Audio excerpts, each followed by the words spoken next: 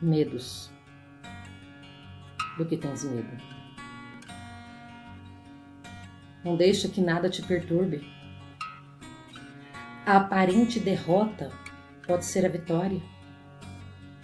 E o que diminui faz o teu crescimento. Para que surja o pão, o trigo sofre o algoz do mundo. Para que perfumes tuas mãos, a madeira tem suas entranhas dilaceradas pela tortura do serrote. E a pedra que ostentas tão bela sofreu os cortes do buril. Na disciplina vencemos os obstáculos, sem blasfêmias, sem destilar o fel, sem verter o pranto. De las Nieves d'Aspet, Campo Grande, Mato Grosso do Sul, 18 de junho de 2011.